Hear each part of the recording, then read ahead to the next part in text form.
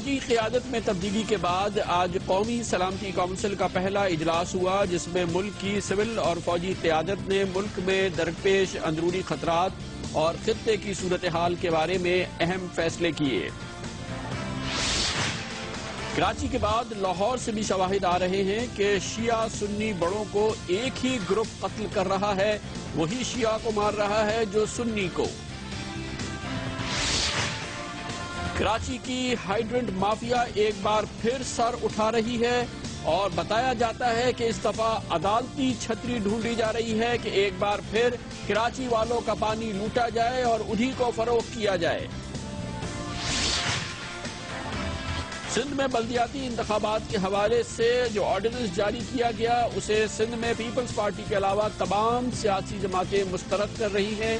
اس وقت Peoples party ایک جانب اور ان بلدیاتی انتخابات کے حوالے سے دوسری جماعتیں دوسری جانب ہیں۔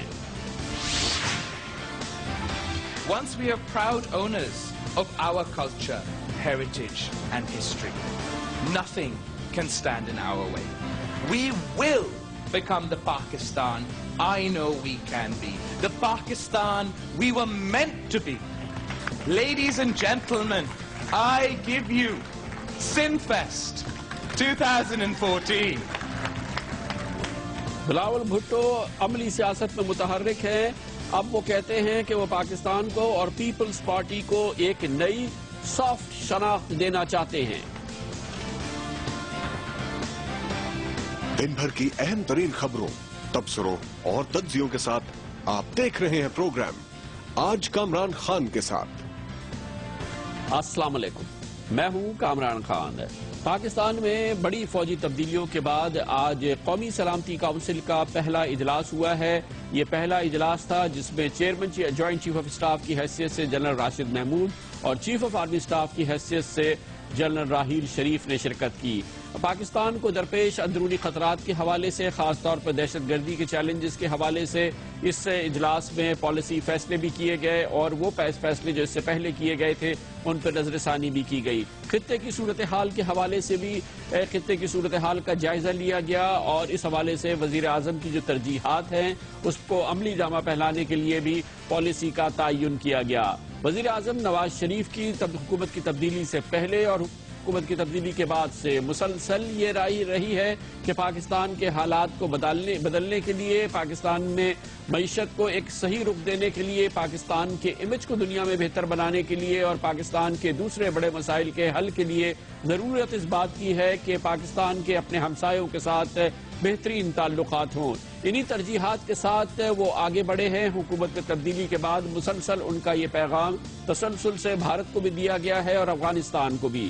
اس سلسلے میں اختتام مہینہ جناب نواز شریف نے کابل کا بھی دورہ کیا، جہاں انہوں نے افغانستان کے صدر حامد کرزئی کے سامنے ایک بار پھر اس بات کا عہد کیا کہ پاکستان افغانستان کے ساتھ مثالی تعلقات چاہتا ہے جس کی بنیاد عدم مداخلت ہو اور تعلقات کی ترجیحات اسی انداز میں مرتب کی جائیں گی جس سے کہ کابل میں اور افغانستان اور افغان عوام کو سیٹسفیکشن ہو۔ یہی پیغام وہ مسلسل دے رہے ہیں بھارت کے وزیر اعظم ڈاکٹر منموہن سنگھ کو بھی، اور اس سلسلے میں آخری بار جو ان کا پیغام پہنچایا گیا وہ ان کے بھائی جناب شہباز شریف نے بھارت میں پہنچایا جب حالیہ دنوں میں انہوں نے نئی دلی میں بھارتی وزیر اعظم ڈاکٹر منموہن سنگھ سے ملاقات کی۔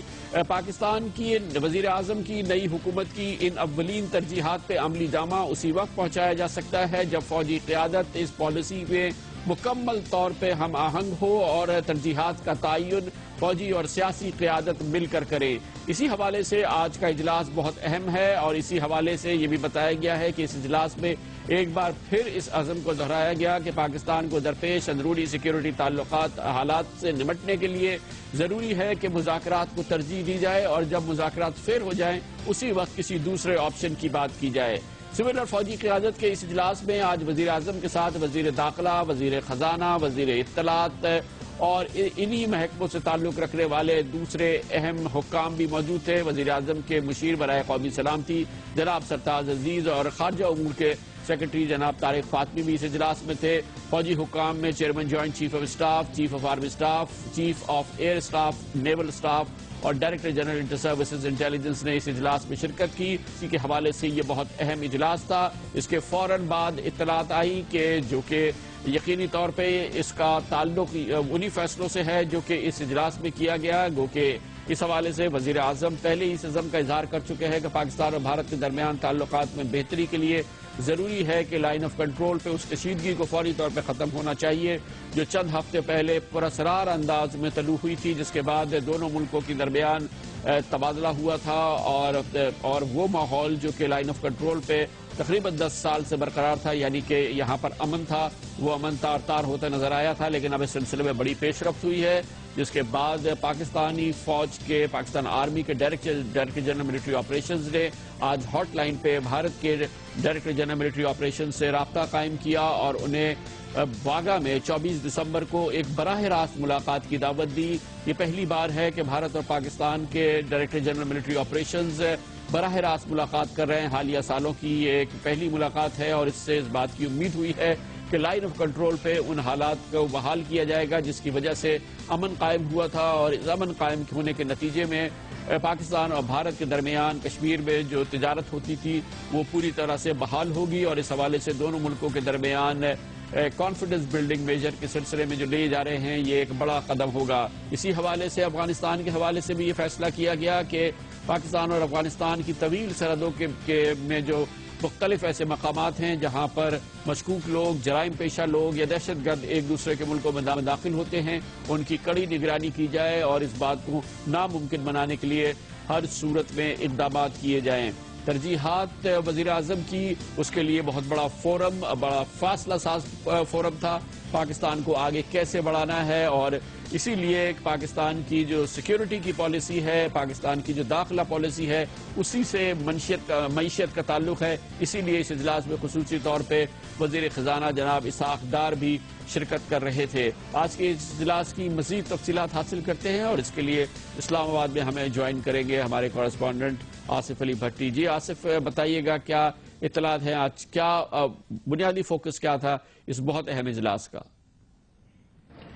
جی کامران صاحب, آج کی جو اہم اجلاس ہوا ہے دفاعی کمیٹی کا, یہ وزیر اعظم کی زیر صدارت ہونے والا اہم اجلاس تھا جس میں ملک کی جو سرحدی صورتحال ہے, خاص طور پہ مغربی سرحدی صورتحال, وہ زیر غور آئی ہے. اور خاص طور پہ جو حالیہ وزیر اعظم کا دورہ افغانستان تھا, افغانستان کے صدر سے ان کی ملاقات تھی اور اس کے بعد افغان وفد کی پاکستان آمد اور امریکی حکام کے ساتھ جو ملاقاتیں ہوئیں, ان کے اندر پاکستان کو یہ کہا گیا تھا کہ سرحد سے جو غیر قانونی نقل و حمل ہے اس کو روکا جائے اور ایسے عناصر جو ناپسندیدہ عناصر ہیں ان کی جو ہے وہ افغانستان آمد کو روکا جائے. اسی طرح پاکستان کی بھی ریزرویشن تھی کہ پاکستان کے اندر لا اینڈ آرڈر کی سچویشن پیدا کرتے ہیں ایسے لوگ. تو آج اس سارے معاملے کو لے کر کے بیٹھی ہے کمیٹی. اس کے سامنے 3 نکات تھے. ایک تو سرحدی معاملات تھے افغانستان کے ساتھ ریلیشن شپ کے حوالے سے, اور دوسرا بھارت کے ساتھ جو ہے تعلقات کی بہتری اور سرحدی صورتحال, جس پر ڈی جی ایم او نے تفصیلی بریفنگ دی ہے آج کی میٹنگ کے شرکاء کو. ساتھ ہی میں دوسرا جو معاملہ تھا وہ پاکستان کی نیشنل انٹرسٹ سیکیور کرنے کے حوالے سے کیسے کوششیں کی جا سکتی ہیں, اور تیسرا تھا کہ پاکستان کے اندر جو انٹرنل معاملات ہیں سیکیورٹی کے ان کو کیسے بہتر بنایا جائے. اس کے سامنے کمیٹی کے سامنے رکھی گئی تھی آج جو قومی سیکیورٹی پالیسی ہے جو وزارت داخلہ نے تیار کی ہے. سیکرٹری داخلہ کی طرف سے بھرپور بریفنگ دی گئی اس کے اوپر, اور وزیر داخلہ نے بھی اپنا انپٹ دیا.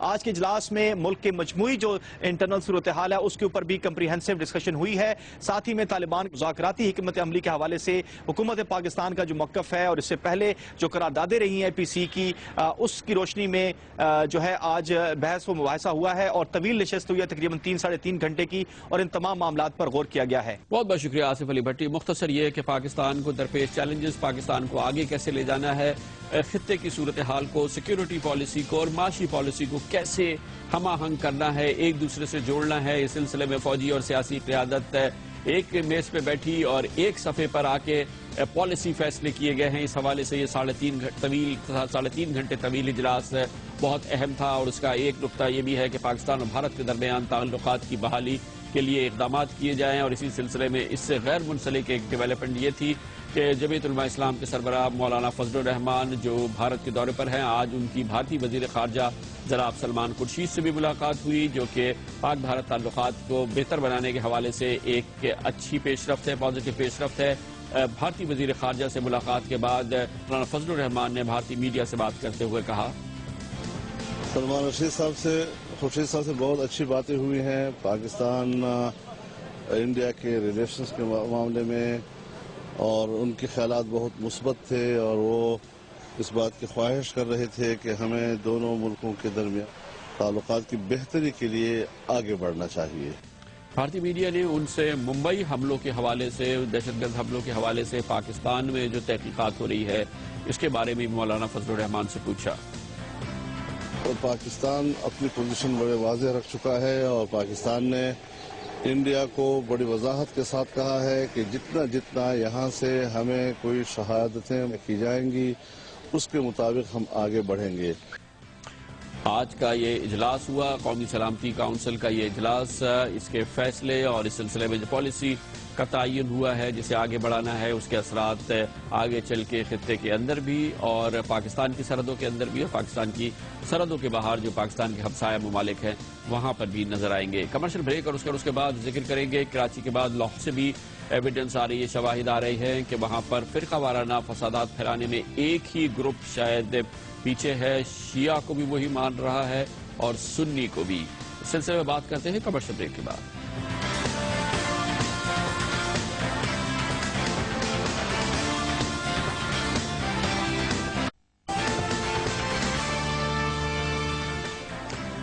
Welcome back. لاہور میں دو واقعات ہوئے ہیں اس ماہ کے دوران، جس میں ایک میں شیعہ عالم کو نشانہ بنایا گیا، انہیں قتل کیا گیا، اور ایک میں سنی عالم کو قتل کیا گیا۔ دونوں چوٹی کے رہنما تھے اہل سنت والجماعت کے، اور ایک دوسرے کا تعلق فقہ جعفریہ سے تھا۔ دونوں واقعات ایک دوسرے سے جڑے نظر آئے، اور دونوں واقعات میں جس طرح کی شخصیات کو نشانہ بنایا گیا، خیال یہی تھا کہ اس کے بعد پنجاب میں اور لاہور میں ہونے والے ان دونوں واقعات کے بعد یقینی طور پہ فرقہ وارانہ فسادات پھوٹ سکتے تھے، یا دونوں فرقوں کے درمیان بڑے فسادات ہو سکتے تھے، لیکن دونوں فرقوں کے مسلمانوں نے یقینی طور پہ اس سازش کو جانا، اور اس کا کوئی اس طرح کا شدید رد عمل نہیں ہوا جو کہ شاید ان واقعات کا ہدف تھا۔ دو واقعات ہوئے، پہلا واقعہ 6 دسمبر کو ہوا جب لاہور میں اہل سنت والجماعت پنجاب کے صدر مولانا شمس الرحمان معاویہ کو فائرنگ کر کے ہلاک کر دیا گیا، وہ اس واقعے میں جاں بحق ہو گئے، اور اس کے تقریباً 10 دن کے بعد دوسرا واقعہ ہوا جب لاہور میں ہی تحریک فقہ جعفریہ کے رہنما علامہ ناصر عباس کو فائرنگ کر کے واقعے میں ہلاک کر دیا گیا، وہ اس واقعے میں جاں بحق ہو گئے۔ مولانا ناصر عباس اور مولانا شمس الرحمان کی جو ہلاکتی تھی، دونوں واقعات ایسے تھے کہ جو کہ یقینی طور پہ ایک کا ہدف یہ تھا کہ شیعہ برادری کے جذبات کو بھڑکایا جائے، دوسری جانب یہ تھا کہ سنی فرقے کے لوگوں کے جذبات کو بھڑکایا جائے، لیکن فی الحال اس قسم کی صورتحال پیدا نہیں ہوئی۔ دونوں واقعات کے بعد عمومی احتجاج ضرور دیکھنے میں آیا ہے، دھرنا بھی دیا گیا لاہور میں گورنر ہاؤس کے باہر، لیکن مجموعی طور پہ صورتحال قابو میں رہی ہے۔ اب پولیس حکام یہ کہتے ہیں کہ یہ واقعات اسی سازش سے جڑے نظر آتے ہیں جس کا مقصد پنجاب میں خاص طور پہ فرقہ وارانہ فسادات کو ہوا دینی ہے، اور جس کی بڑی مثال سامنے آئی تھی 15 نومبر کو جب یوم عاشور کے روز راولپنڈی کے راجہ بازار کے قریب یوم عاشور کے جلوس سے منسلک ایک بڑا واقعہ ہو گیا تھا، جس کے دوران بہت بڑے فسادات بھی دیکھنے میں آئے تھے اور ہلاکتیں بھی ہوئی تھی بہت لوگوں کی، اور یہ بہت ہی سنگین واقعہ تھا جس کے بعد خدشہ یہ تھا کہ شاید پھر وارانہ فسادات پنجاب کے مختلف شہروں میں یا راولپنڈی میں پھیل سکتے ہیں۔ اس واقعے کے فوراً بعد کرفیو کا نفاذ کیا گیا تھا، بڑی تعداد میں لوگوں کو شناخت کر کے گرفتار کیا گیا ہے، اور مؤثر اس سلسلے میں کارروائی دیکھنے میں آئی ہے۔ حالیہ دنوں میں جو لاہور میں واقعات ہوئے ہیں جس میں شیعہ اور سنی عالم کو نشانہ بنایا گیا ہے، اس کے بعد پولیس کہتی ہے کہ اس کے پاس شواہد ہیں، اور وہ شواہد بڑھتے جا رہے ہیں، جس سے لگتا یہ ہے کہ ان دونوں اہم شخصیات کو یعنی کہ مولانا شمس الرحمان معاویہ کو اور مولانا علامہ ناصر عباس کو شاید ایک ہی گروہ نے قتل کیا ہو۔ اس سلسلے میں پولیس پاس کیا تازہ ترین معلومات سامنے آئی ہے یہ ہم پوچھیں گے۔ اس کے لیے ہمیں جوائن کیا ہے لاہور سے کورسپونڈنٹ احمد فراز نے۔ احمد فراز، اس سلسلے میں کیا اطلاعات ہیں، کیوں پولیس سمجھتی ہے، اور کیا وہ ایویڈنس ہے جس کی بنیاد پر ان کا خیال یہ ہے کہ یہ دونوں شخصیات کو کسی ایک ہی گروہ نے شاید ہلاک کیا ہو؟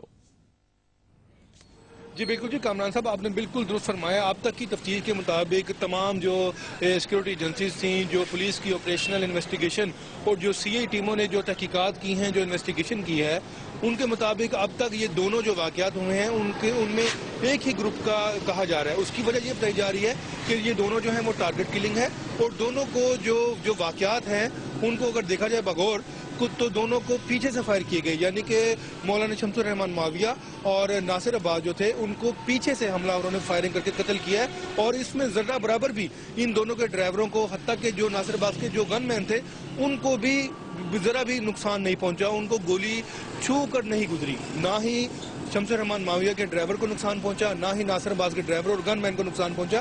اور جو حملہ آور تھے انہوں نے پیچھے سے فائر کر کے ان کو فائر کرنے کے بعد وہ پیچھے کی جانب ہی فرار ہو گئے، وہ آگے کی جانب گئے ہی نہیں. اور بدقسمتی سے دونوں کے جو ڈرائیور تھے وہ ان ملزمان کے خاکے بھی نہیں بنوا سکے. اور کہا یہ جا رہا تھا کیونکہ انہوں نے ان کے چہروں کو بالکل نہیں دیکھا تھا، اسی وجہ سے ان کے خاکے بھی نہیں بن سکے. اور اس وقت تک کی پولیس کی انویسٹیگیشن کے مطابق ان دونوں کو جو قتل کیا گیا ہے وہی گروپ لگ رہا ہے اور ماہر نشانہ باز ہے. جو مولانا شمس الرحمان معاویہ تھے ان کا جو قتل کا مقدمہ درج کیا گیا تھا اس میں 4 حملہ آوروں کا ذکر کیا گیا تھا کہ ان کو 4 حملہ آوروں نے پیچھے سے فائر کر کے ہلاک کیا ہے. جبکہ یہ جو پرسوں جو واقعہ ہوا اتوار کے روز ناصر عباس کا ان میں جو مقدمہ درج کیا گیا ہے وہ صرف 2 حملہ آوروں کے خلاف درج کیا گیا ہے. دونوں مقدمات جو درج کیے گئے ہیں وہ 302 کی دفعات کے تحت اور دہشت گردی کی دفعات کے تحت درج کیے گئے ہیں. یعنی کہ یہ ان مقدمات میں ذکر ہے کہ دونوں کو دہشت گردی کر کے ٹارگٹ کلنگ کر کے ان کو ہلاک کیا گیا ہے. بہت بہت شکریہ احمد فراز ہمارے ساتھ تھے. پہلی بار نہیں ہے کہ پولیس کا یہ خیال ہے کہ فرقہ وارانہ واقعات میں شاید ایک ہی گروہ ملوث ہو. کراچی میں بھی اسی قسم کے کئی واقعات دیکھنے میں آئے اور انہی حالیہ ہفتوں میں دیکھنے آئے. جب پنجاب میں یہ واقعات ہو رہے تھے تو کراچی میں بھی اسی قسم کے واقعات ہو رہے تھے. گو کہ ان کی ابتدا گزشتہ ماہ ہوئی تھی محرم کے مہینے سے تھوڑا قبل، اور وہ واقعات اس ماہ بھی جاری رہے ہیں. دونوں بڑے شہروں میں پاکستان کے شیعہ سنی حضرات کو گولیاں مار کے ہلاک کیا گیا، اور یہ واقعات شاید ایک دوسرے سے جڑے ہوں اور شاید اس میں حملہ آور بھی ایک دوسرے سے جڑے ہوں. گزشتہ مہینے جب واقعات ہوئے تھے تو اس سلسلے میں کراچی پولیس کے سربراہ شاہد حیات کا یہ کہنا تھا. کل کا اور آج کا جو انسیڈنٹس ہوئے ہیں اس میں اگر آپ دیکھیں گے ایک بڑا آپ کو ٹرینڈ واضح نظر آ رہا ہے. کل اہل تشیع کے لوگ مارے گئے. اچھا، اس کے بارے میں آپ کو واضح کر دوں کہ اس کا ہمیں بالکل پتہ چل گیا. ہمارے پاس کچھ نامز بھی ہیں، ہمیں لیڈز بھی مل گئی ہیں. انشاءاللہ ایک آدھ دن کے اندر ہم اپنے ان بندوں کو ہم قابو کر لیں گے. اور آج کا اگر آپ دیکھیں کہ آج سنی لوگ جو ہیں ان کو ہٹ کیا گیا ہے. اب یہ ایک واضح ٹرینڈ نظر آ رہا ہے کہ کسی طریقے سے ہم اہل تشیع اور سنیوں کو کسی طریقے سے ہم جھگڑا کرا دیں. اور انشاءاللہ ہم اس فورس کو جو یہ کر رہی ہے 2-3 دنوں کے اندر ہم آپ کو بالکل سامنے آ کر بتائیں گے کہ یہ کون لوگ ہیں جو کر رہے ہیں. بندے بھی ہم نے پکڑ لینے ہیں، میں آج آپ کو کہہ رہا ہوں، اور انشاءاللہ ہم ان کو پکڑ لیں گے. نام ہمارے پاس آ گئے ہیں ان کے. یہ کہنا تھا کراچی پولیس کے سربراہ کا. گزشتہ ماہ نومبر کے مہینے میں انہوں نے بات کہی تھی. دسمبر کے مہینے میں بھی اس کے پہلے اور دوسرے ہفتے میں کراچی میں فرقہ وارانہ دہشت گردی کے واقعات ہوئے. کئی بڑے شخصیات کو نشانہ بنایا گیا. یہی پوزیشن برقرار رکھی کراچی پولیس کے سربراہ نے، اور ان کا کہنا یہ تھا کہ یہ خالصتاً فرقہ وارانہ دہشت گردی نہیں ہے، اس کے پیچھے کوئی اور سازش بھی ہے. کچھ کیسز جو ہیں اس کے بارے میں ہمیں کافی واضح قسم کی ہمیں اشارے اس طرح کے ہیں جو ادھر کی ہم نے انویسٹیگیشن کی ہے، اور جو موقع کو ہم نے دیکھا ہے تو جو شواہد ملے ہیں کہ اس سے لگتا ہے کہ وہ شاید سیکٹیرین نہیں ہے، اور ان کو استعمال کیا گیا ہے سیکٹیرین رنگ دینے کے لیے اور سیکٹیرین اس کو بھڑکانے کے لیے جذبات کو. کئی ہمارے پاس شواہد ہیں، کئی ہمارے پاس لیڈز ہیں جن پہ ہم کام کر رہے ہیں، اور ان لیڈز کی بنا پر میں آپ کو یہ کہہ سکتا ہوں کہ ان میں کئی کیسز جو ہیں وہ سیکٹیرین ہمیں نہیں لگتے کہ وہ شاید سیکٹیرین ہیں. ہمارا خیال یہ ہے کہ جی وہ سیکٹیرین فضا کو خراب کرنے کے لیے، سیکٹیرینزم کو بھڑکانے کے لیے شاید یہ کیسز کیے گئے ہیں. فار شور 100% ہم تبھی آپ کو بتا سکیں گے جب ہم بندے پکڑ لیں گے. پاکستان میں شیعہ سنی مسلمانوں کی کثیر اکثریت کا بھی یہی خیال ہے کہ پاکستان میں فرقہ وارانہ جو حملے ہوتے ہیں، فرقہ وارانہ دہشت گردی کے جو واقعات ہوتے ہیں، یقینی طور پہ اس میں پاکستانی ملوث ہوتے ہیں، یہیں کے لوگ ہوتے ہیں. لیکن یہ بات بھی ان کے ذہن میں ہے، اور ان کا سب سے بڑا شک یہ ہے کہ یہ کسی منصوبے کے تحت واقعات کیے جاتے ہیں، اور ان کا بنیادی مقصد پاکستان کے مسلمانوں میں تقسیم کی فضا پیدا کرنا ہے، اسی قسم کی تقسیم جو اس وقت دوسرے مسلمان ملکوں میں خاص طور پر مشرق وسطیٰ کے ممالک میں دیکھنے میں آ رہی ہو، چاہے وہ عراق ہو، چاہے وہ شام ہو، اور چاہے مشرق وسطیٰ کے کئی اور ممالک ہو جہاں پر شیعہ سنی تقسیم کو واضح کیا جا رہا ہے۔ پاکستان کے عام مسلمان بھی یہ سمجھتے ہیں کہ شاید پاکستان میں ہونے والی اس سازش کے تانے بانے بھی اسی سازش سے ملتے ہیں جو اس وقت بین الاقوامی سطح پر دیکھنے میں آ رہی ہے۔ یہی وجہ ہے کہ لاہور کے حالیہ واقعات ہوں یا کراچی کے واقعات ہوں، لاہور کے حکام اور کراچی حکام کے پاس شواہد یہی بتاتے ہیں کہ یہ ایک ہی گروہ کی اور ایک ہی سلسلے کی کڑی ہیں یہ تمام واقعات۔ کمرشل بریک اور اس کے بعد ذکر کریں گے کراچی میں اربوں روپے کا پانی جو کراچی والوں کے لیے ہوتا ہے لوٹ لیا جاتا ہے اور پھر اسے فروخت کر دیا جاتا ہے انہی لوگوں کے لیے۔ اس معاملے پر ہم کئی پروگرام کر چکے ہیں، کئی درجنوں بار حکام کی اس طرف نگاہ دلا چکے ہیں اور اس پر بڑی کارروائی بھی ہوئی تھی۔ لگتا یہ ہے کہ پھر کہانی الٹ رہی ہے اور وہ ہائیڈرینٹ جن کو ڈھا دیا گیا تھا، جن کو بند کر دیا گیا تھا، وہ پھر سر اٹھا رہے ہیں اور اس سلسلے میں اب عدالتی احکامات کا سہارا لیا جا رہا ہے، مبہم عدالتی آرڈرز کی بات کی جا رہی ہے۔ سندھ ہائی کورٹ کے چیف جسٹس کو یقینی طور پر نوٹس لینا پڑے گا۔ اس کے سلسلے میں بات کرتے ہیں کمرشل بریک کے بعد۔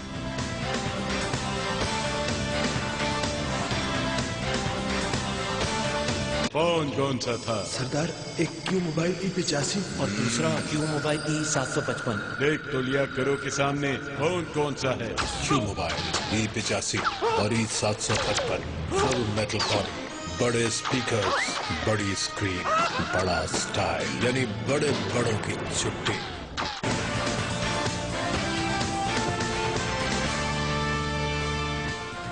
کراچی والوں پر ہونے والی ستم ظریفی کا ذکر کئی بار ہمارے اس پروگرام میں ہو چکا ہے اور ایک بار پھر ہم مجبور ہیں کہ اس معاملے کو آپ کے سامنے پیش کریں۔ کراچی والوں پر سب سے بڑا جو مظالم ہوتے ہیں ان میں سب سے بڑا ظلم یہ بھی ہے کہ کراچی کے لیے جو پانی پہنچتا ہے وہ راستے سے لوٹ لیا جاتا ہے، یعنی کہ چوری کر لیا جاتا ہے، پھر انہیں مختلف ہائیڈرنٹ کے ذریعے ٹینکرز میں بھرا جاتا ہے اور پھر وہی کراچی والے جن کے نصیب کا اصل میں یہ پانی ہوتا ہے، جن پر ان کا قانونی حق ہوتا ہے، جس کے لیے وہ رقم بھی دیتے ہیں، وہ پانی پھر وہ خریدنے کے لیے مجبور ہو جاتے ہیں اور اس سلسلے میں کام کرتی ہے غیر قانونی ہائیڈرنٹ کی مافیا اور قانونی ہائیڈرنٹ کی مافیا بھی۔ غیر قانونی ہائیڈرنٹ سراسر غیر قانونی ہے اور ان کی کسی صورت سے کوئی جواز نہیں ہے۔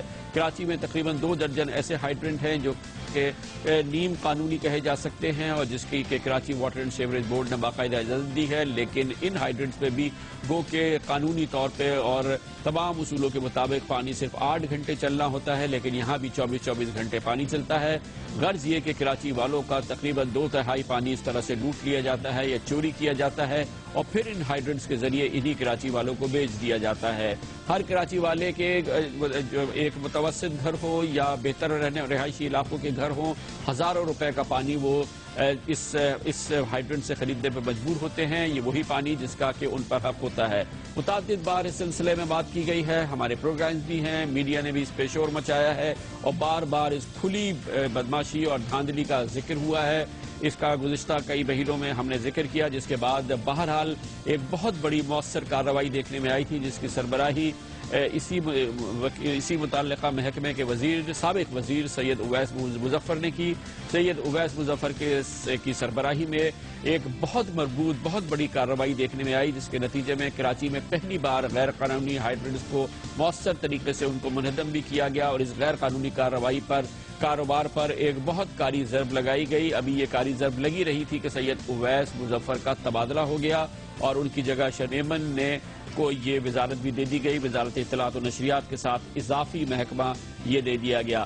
اب ہمارے پاس یہ اطلاعات آ رہی ہیں کہ یہ ہائیڈرنٹس دوبارہ کھلنے شروع ہو گئے ہیں اور اس سے بھی زیادہ تشویش کی بات یہ ہے کہ اس سلسلے میں مبہم عدالتی احکامات کا ذکر کیا جاتا ہے۔ ان عدالتی احکامات کو ہمیں بتایا گیا ہے کہ حاصل کیا گیا ہے اور اس کی بنیاد پر وہ ہائیڈرنٹس جو کہ منہدم تک کر دیے گئے تھے ان کو کھولنے کی تیاری کی جا رہی ہے، یعنی کہ وہ ہائیڈرنٹ مافیا جس پر ایک بڑی کاری ضرب لگی تھی اور جس کے نتیجے میں کراچی کے لاکھوں لوگوں کو پانی کی صورتحال میں بہتری دیکھنے میں آئی تھی، اب ایک بار پھر وہ حرکت میں آنے والی ہے اور ستم یہ ہے کہ اس دفعہ عدالتی احکامات کا سہارا لیا جا رہا ہے۔ ہم نہیں سمجھ سکتے کہ کیا واقعی عدالتیں اس غیر قانونی کاروبار کو اور کراچی کے پانی کو جو لوگ لوٹتے ہیں یا چوری کرتے ہیں پھر کراچی والوں کو فروخت کرتے ہیں، اس کاروبار کو کسی صورت میں بھی الاؤ کر سکتی ہیں۔ فی الحال ہمارے پاس اس سلسلے میں کوئی ٹھوس اطلاع نہیں ہے، لیکن یقینی طور پہ سندھ ہائی کورٹ کے چیف جسٹس صاحب اس کا ضرور نوٹس لے سکتے ہیں، وہ اس سلسلے میں معلومات بھی حاصل کر سکتے ہیں کہ اس کا براہ راست تعلق ہے اس شہر میں رہنے والے ہر شخص کے ہے۔ ایک جانب کراچی کے دسیوں لاکھوں معصوم شہری ہیں جن کا پانی چوری کر لیا جاتا ہے، انہیں فروخت کر لیا جاتا ہے، دوسری جانب وہ با اثر مافیا ہے جس کے بارے میں بتایا جاتا ہے کہ وہ غیر قانونی ہائیڈرنٹ سے سالانہ تقریباً 28 ارب 8 کروڑ روپے کماتی ہے۔ 28 ارب 8 کروڑ روپے کا پانی ہر سال کراچی والوں کو فروخت کیا جاتا ہے، اور اس سلسلے میں جو غیر قانونی ہائیڈرنٹ مافیا کام کرتی ہوگی اس کی قوت اور اس کی طاقت کا اندازہ آپ لگا سکتے ہیں۔ کراچی کی ابھی تازہ ترین صورتحال جس میں ہماری اطلاعات کے مطابق سب سے پہلے کورنگی کے کچھ ہائیڈرنٹس کو کھولنے کی تیاری کی جا رہی ہے۔ اس تمام صورتحال پر ہم مزید آگاہی حاصل کرتے ہیں اور آپ کو دکھاتے ہیں خصوصی رپورٹ جو ہمارے معروف جرنلسٹ اور ہمارے معروف پروگرام ہم عوام کے ہوسٹ مسعود رضا نے تیار کی ہے۔ کراچی میں پانی چوری کا دھندا چلانے والا مافیا ایک بار پھر شہر میں اپنی جڑیں مضبوط کر رہا ہے۔ ماضی قریب میں اس مافیا کے خلاف سابق وزیر بلدیات سندھ اویس مظفر نے بھرپور کارروائی کا آغاز کیا تھا، جس کی پاداشت میں انہیں اپنی وزارت سے ہاتھ دھونا پڑے تھے۔ اویس مظفر نے اپنے دور میں کارروائی کرتے ہوئے داؤد کوٹ، ایوب کوٹ، پوسٹ آفس، قادری نگر، بھینس کالونی، شرافی گوٹ، شاہ فیصل کالونی اور ہائیڈرنٹ مافیا کے حوالے سے بدنام زمانہ چکرا گوٹ کے 4 ہائیڈرنٹس توڑ دیے تھے اور اس ہائیڈرنٹ کے 8 غیر قانونی کنیکشن بھی کاٹ دیے تھے، جس کے بعد شہر کے مختلف علاقوں بالخصوص کورنگی سمیت ڈیفنس اور کلفٹن کے عوام نے سکھ کا سانس لیا تھا۔ موجودہ وزیر بلدیات شرجیل انعام میمن نے بھی ہائیڈرنٹ مافیا کے خلاف کارروائی جاری رکھنے کے دعوے کیے، لیکن ان دعووں کی خلئی اس وقت کھل گئی جب حال ہی میں قصبہ کالونی کا غیر قانونی ہائیڈرنٹ ایک بار پھر کھول دیا گیا۔ ذرائع کے مطابق اب چکرا گوٹ سمیت تمام غیر قانونی ہائیڈرنٹ کھولنے کی تیاری کر لی گئی ہے۔ اتنا ہی نہیں بلکہ جمعے کے روز ایک ہائی کورٹ کے آرڈر کا بہانہ بھی بنانا شروع کر دیا گیا ہے اور یہ کہا جا رہا ہے کہ اس بنا پر تمام غیر قانونی ہائیڈرنٹس دوبارہ کھول دیے جائیں گے۔ ہم نے اس مجوزہ کورٹ آرڈر کی تحقیق کی تو پتہ چلا کہ سندھ ہائی کورٹ سے اس طرح کا کوئی آرڈر جمعے کے روز جاری نہیں ہوا جس میں غیر قانونی ہائیڈرنٹ کو بحال کرنے کا کہا گیا ہو، بلکہ حقیقت تو یہ ہے کہ سندھ ہائی کورٹ کے ڈویژنل بینچ نے ایک فیصلے میں یہ واضح طور پر کہا ہے کہ اگر کوئی غیر قانونی ہائیڈرنٹ دوبارہ کھولا گیا تو اس علاقے کا ایس ایچ او ذمہ دار ہوگا۔ جب یہ فیصلہ ہمارے سامنے موجود ہے تو کیسے ممکن ہے کہ ہائی کورٹ خود غیر قانونی ہائیڈرنٹ کھولنے کا حکم دے دے؟ غیر قانونی ہائیڈرنٹ سے متعلق سابق اور موجودہ M D water and sewerage board کے موقف بھی بہت واضح ہیں۔ میں نے بند کرنے کے لیے انتظامیہ کو اور ڈپٹی کمشنروں کو اور آپ یہ کہہ لیں کہ آئی جی کو میں چٹھیاں لکھتا رہا، خط لکھتا رہا کہ بھائی آپ ان کو بند کرائیں، وہ بند نہیں ہوئے۔ پھر جب اور زیادہ یہ چیزیں بڑھنے لگی تو میں نے یہ سوچا کہ میں ساری ہائیڈرنٹ سروس بند کر دوں۔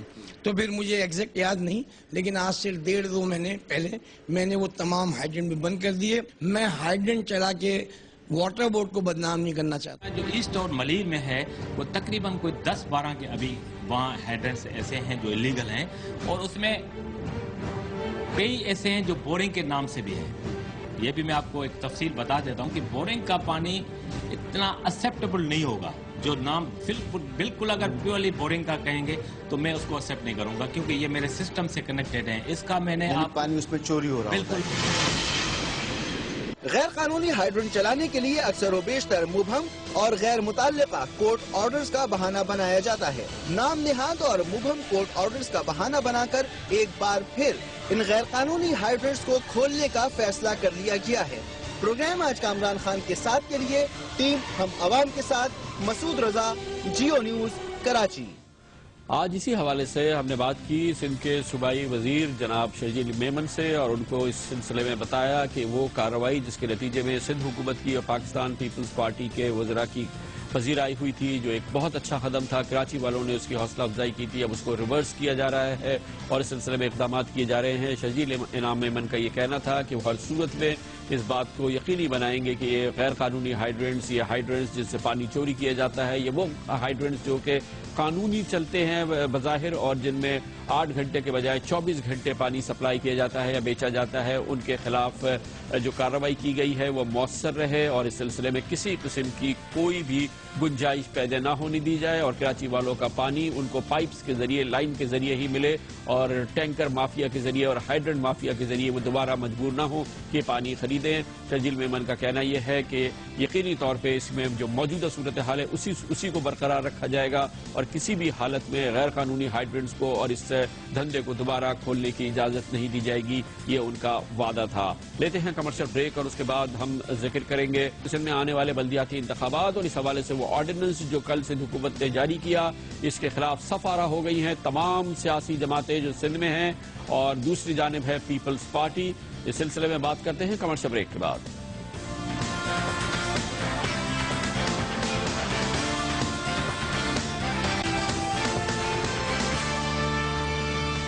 Welcome back. سندھ میں بلدیاتی انتخابات کا شیڈیول کل آئے گا اور آئندہ مہینے 18 جنوری کو الیکشن کمیشن آف پاکستان کے پروگرام کے مطابق سندھ میں بلدیاتی انتخابات ہونے ہیں، مگر اس حوالے سے موجودہ حکومت نے جو اقدامات کیے ہیں، خاص طور پہ سندھ میں جو بلدیاتی قوانین کے حوالے سے ترامیم کی گئی ہیں، جن میں بار بار آرڈیننس کے ذریعے ترامیم کی گئی ہے اور تیسرا آرڈیننس اس سلسلے میں آ چکا ہے۔ بلدیاتی قوانین میں 3 بار ترامیم، تینوں بار آرڈیننس کے ذریعے کی گئی ہے۔ اس پر سراپا احتجاج نظر آتی ہیں وہ تمام پولیٹیکل پارٹیز جو کہ حزب اختلاف کی نشستوں پر سندھ اسمبلی میں بیٹھتی ہیں اور اس معاملے میں پاکستان پیپلز پارٹی تنہا نظر آتی ہے اور اسے شدید رد عمل کا سامنا ہے۔ اسی حوالے سے بات بھی اہمیت کا حامل ہے کہ بلدیاتی حد بندیوں کے حوالے سے بھی چیلنج کیا گیا ہے اور اس پر شدید اعتراضات ہیں۔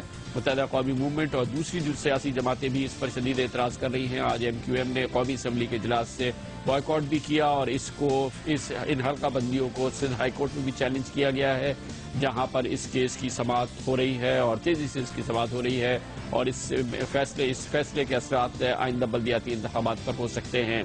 جو تیسری بار آرڈیننس کے ذریعے بلدیاتی قوانین میں ترمیم کی گئی ہے، اس پر بھی آج شدید احتجاج کیا ہے۔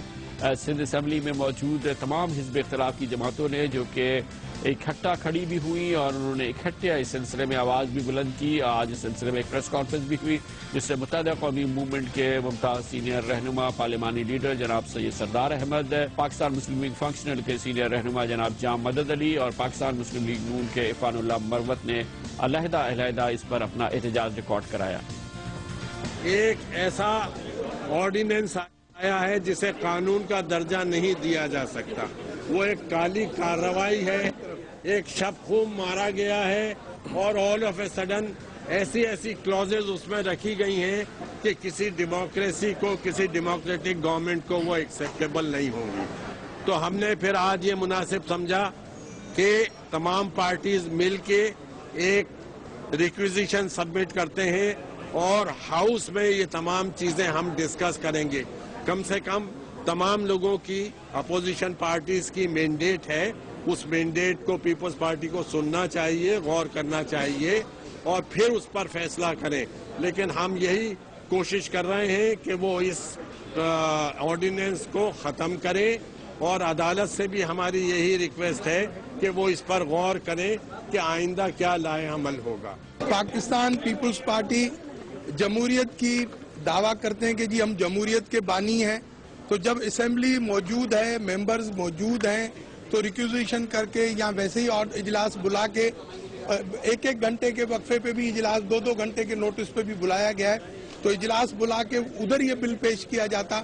یہ جو آرڈیننس جو لائے جاتے ہیں یہ غیر جمہوری ہیں اور ہم اس کے خلاف ہیں اور یہ ہمیں قابل قبول نہیں ہے، سندھ کی عوام کو بھی قابل قبول نہیں۔ ہم الیکشن پہ ڈاکہ نہیں ڈالنے دیں گے۔ جو جمہوریت کا حسن ہے، جو جمہوریت کا طور طریقہ ہے، اس کے مطابق چلے۔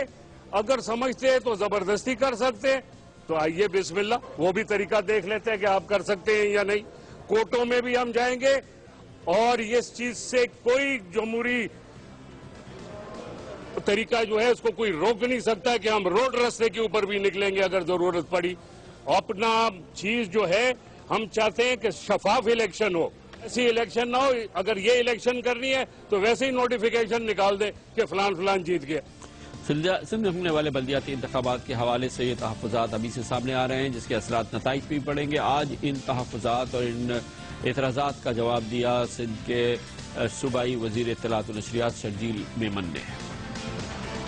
یہی پارٹیاں تھیں جو پارٹیاں آج ریکویزٹ کر رہی تھیں. مجھے بڑا عجیب لگ رہا تھا جب یہ LFO کو بھی لبیک کہہ رہے تھے, جب انہوں نے پرویز مشرف کے غیر آئینی اقدام کو بھی انہوں نے لبیک کہا اسمبلی میں.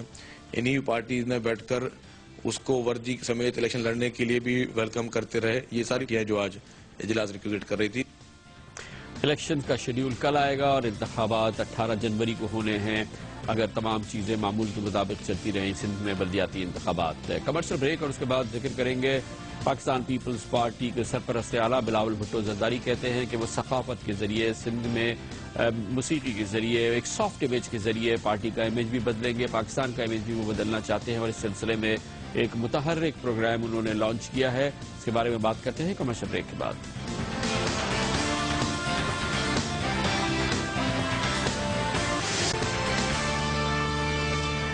پاکستان پیپلز پارٹی کے سرپرست اعلیٰ بلاول بھٹو زرداری ایکٹیو ہیں آج کل سیاست میں اور اس سلسلے میں نئی سوچ اور نیا ویژن وہ سامنے لا رہے ہیں. اور سب سے پہلے ان کا خیال یہ ہے کہ پاکستان کو ایک سافٹ امیج دینا چاہیے اور پاکستان کے ماتھے پہ جو طالبانائزیشن کا کلنک کا ٹیکا لگا ہے اس کو بدلنا چاہیے اور دنیا کو بتانا چاہیے کہ طالبانائزیشن کا اسلام سے کوئی تعلق نہیں ہے, پاکستان کو ایک سافٹ رنگ دینا ہے. اور اس کے لیے انہوں نے کہا کہ وہ چاہتے ہیں کہ سندھ میں ایک فیسٹیول کا انعقاد ہو جس کے لیے تیاریاں مکمل کی گئی ہیں. 15 روزہ یہ فیسٹیول ہوگا فروری کے مہینے میں جو سندھ کے مختلف شہروں میں ہوگا. اس کا اختتام منجڈاروں سے ہوگا, اختتام کنجر جھیل پہ ہوگا اور کراچی کا باغ ابن قاسم اس کا ایک مرکز ہوگا. سندھ کے 15 شہروں میں بلاول بھٹو زرداری کہتے ہیں کہ سندھ فیسٹیول منایا جائے گا جس کے ذریعے فلم فیسٹیول کیے جائیں گے, گدا گاڑی ریس ہوگی, Sindh cricket tournament, cattle show, musical festival, qawwali کی محفلیں, Karachi literature festival, voice of Pakistan food festival, children festival,